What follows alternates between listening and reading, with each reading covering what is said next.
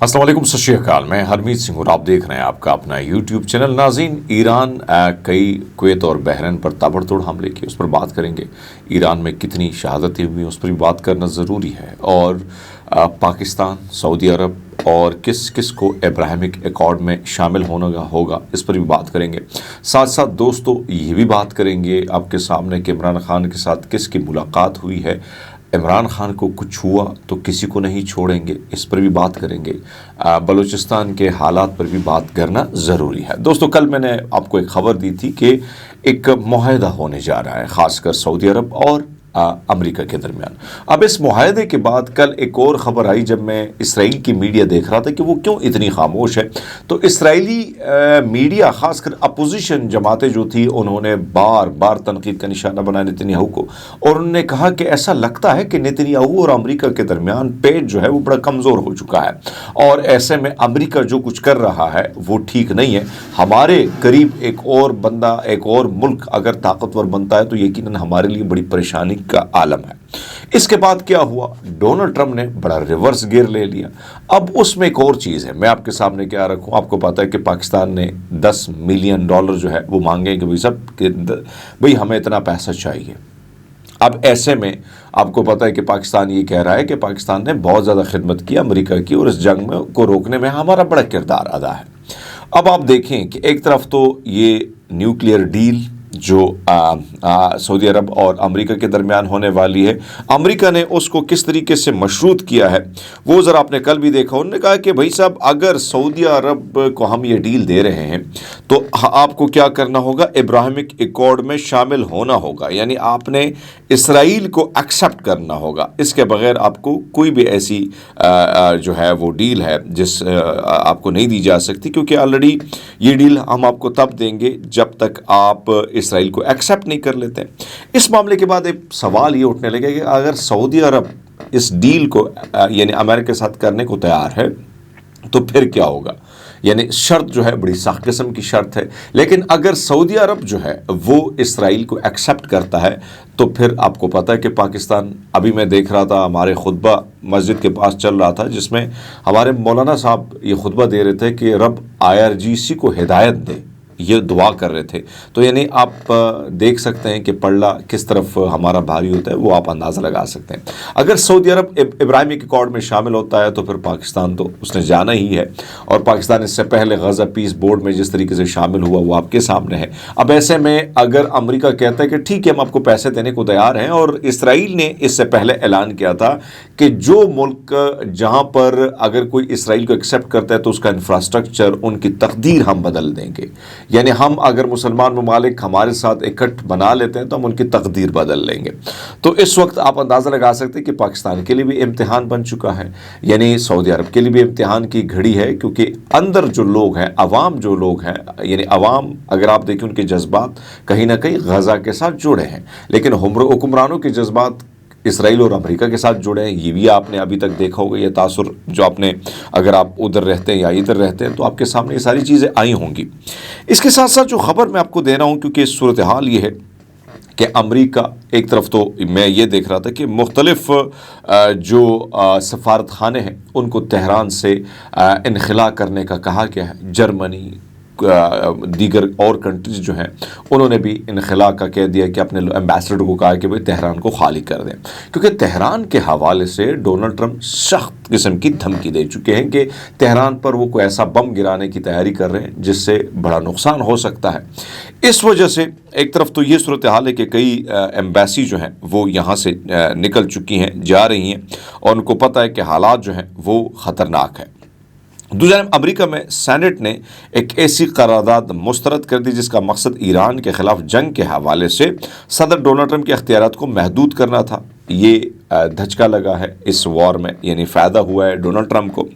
बरतानिया ने ऐलान किया कि ईरान की जानिब से मुमकिन ख़तरात के पेश नज़र उसकी अफवाज किसी भी हमले का जवाब देने के लिए तैयार है, जबकि ईरान ने बरतानिया को वार्न किया है कि आप इस जंग में कूदें और आपकी सरजमीन हमारे खिलाफ इस्तेमाल होगी तो हम आपको भी नहीं छोड़ेंगे। इसके साथ साथ मैं आपको ये बताता चलूँ कि ख़ासकर मशरक़ी वस्ती में महकमा ख़ारजा ने, अमरीका का जो महकमा ख़ारजा है उसने मशरक़ वस्ती में मौजूद अमरीकी शहरियों को हंगामी सफरी सूरत के लिए तैयार रहने की हिदायत दी है। यानी ये हंगामी सूरत हाल है जिसमें वही कहते हैं कि भाई किसी वक्त आपको हिदायत दी जा सकती है कि आप मशरक़ वस्ती छोड़ दें। यानी मशरक़ वस्ती के हालात मज़ीद ख़तरनाक होने की तरफ जा रहे हैं। दूसरी जानब आपको ये बताते चले कि अमरीका फ़ौज ने ईरान से मुताल्लिक़ ख़दशात के बायस कई दहाइयों बाद पहली बार पुराने PAC-2 पैट्रियट मिज़ाइल ख़रीद रही है, क्योंकि इसे मज़ीद पैट्रियट मिज़ाइल की ज़रूरत पड़ रही है।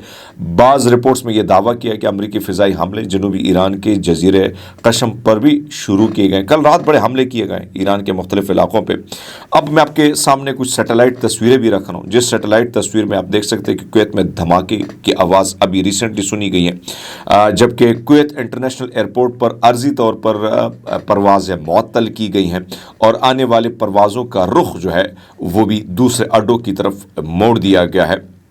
इसके साथ साथ वॉल स्ट्रीट जर्नल की एक रिपोर्ट के मुताबिक सैटेलाइट तस्वीर से ज़ाहिर होता है कि ईरान ने बमबारी से मुतासर अपने मिज़ाइल अड्डों, पुलों, बंदरगाहों, मिज़ाइलों से मुतालिक बाज़ इम्पोर्टेंट तनसीबात की तेज़ी से मरम्मत शुरू की है। वो कहते हैं कि कांगोर के करीब मार्च में जो तबाहशुदा सुरंगें, दाखिली रास्ते और तबाह सड़कें जो थी उनको दोबारा बड़ी तेज़ी से उसकी मुरम्मत शुरू कर दी है। तो एक तरफ तो ईरान ये कर रहा है, दूसरी तरफ ईरान ने इस वक्त फिर से बहरीन, कुवैत पर शदीद हमले किए हैं और इस वक्त ईरान ने मेन पावर स्टेशन कुवैत का तबाह किया है, क्योंकि इस वक्त अगर हम देखें कुवैत से जो मिज़ाइल जाते हैं वो जाते हैं ईरान के मुख्तलिफ जो पावर स्टेशन हैं, पुल हैं, ब्रिज हैं, उन पर उसके हमले हो रहे हैं। तो इस वक्त सूरत हाल इस किस कदर ख़तरनाक है कि जिसको अगर आप देखें तो इसके असरात अब आप देखें कि तकरीबन जो पेट्रोलियम मसनूआत की कीमत हैं वो 100 यानी फ़ी बैरल जो है $100 तक पहुंच चुका है। तो आने वाले दिनों में ये कीमतें भी आसमान को छू सकती हैं।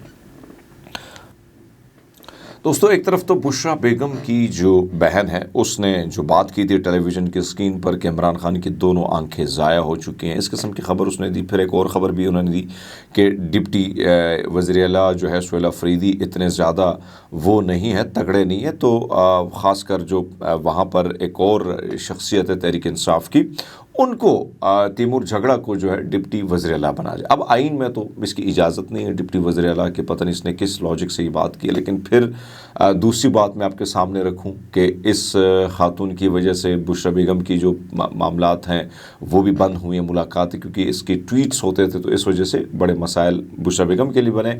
अब इसके इस बयान पर कि जब यही पूछा गया, उस्मा खान जो डॉक्टर हैं, डेरा गाजी खान में मेरे ख्याल में डॉक्टर हैं, उनसे जब पूछा गया कि इमरान खान की दोनों आंखें ख़राब हो चुकी हैं, बुशरा बेगम की बहन ये बात करे, तो वो कहती है कि यार हमारी तो कोई मुलाकात नहीं हुई, और हमारे साथ जिसकी मुलाकातें हुई थी हमारे वकला ने कहा कि इमरान खान की एक आँख का मसला है, दूसरे का हमें नहीं पता कि उसको किसने कहा है, किस तरीके से उसका कांटेक्ट हुआ है, हमें नहीं मालूम। लेकिन एक बात हम वाज़ेह तौर पर कर दें कि इमरान खान को कुछ हुआ तो हम किसी को नहीं छोड़ेंगे। दूसरी जानिब यासिर हुसैन एक बाखबर सहाफ़ी हैं, पेशावर से इनका ताल्लुक़ है। इमरान खान से उन्होंने कहा है, ये ख़बर आपको पता है कि मैंने भी दी थी, रज़ी ताहिर ने भी दी, और फिर रज़ी ताहिर 1 महीना जेल में भी उस बेचारे ने गुजारा, बड़ी मुश्किल से उसने ये जेल काटी और अभी वो आज़ाद हुआ है। तो हमने भी ये ख़बर दी थी कि एक अहम इम्पोर्टेंट मुलाकात हुई। अब एक और इम्पोर्टेंट मुलाकात हुई है जिसमें यह कहा जा रहा है कि इमरान खान की एक अहम शख्सियत से मुलाकात कराई गई है। इस शख्सियत ने भी इमरान खान को वही पुरानी डील ऑफ़र की कि आप बनीगाला शिफ्ट हो जाए, खामोशी इख्तियार करें, आप पर जितने मुकदमात हैं वो ख़त्म कर दिए जाएंगे और आप सियासत की इजाज़त भी आपको मिल जाएगी। मगर ज़राए के मुताबिक इमरान खान ने खामोश रहने के एवज़ किसी किस्म का रिलीफ लेने से इनकार कर दिया और कहा है कि मैंने अपना मामला अल्लाह ताला पर छोड़ दिए और अपने अवाम पर छोड़ दिए। ज़राए ये कहते हैं कि इमरान खान की आंख के साथ उनकी सेहत पहले से भी काफ़ी कमज़ोर हो चुकी है, यानी उनकी तबीयत मज़ीद ख़राब हो चुकी है। ये ख़बर है जो मैंने आपके सामने शेयर की। और साथ साथ मैं आपको ये बताता चलूँ कि इमरान खान के बेटे जो है وہ بھی اس معاملے پر سامنے ہے۔ وہ کہتے ہیں یہ معاملہ صرف ایک والد کا نہیں ہے بلکہ پاکستان اور اس کے مستقبل کا بھی ہے۔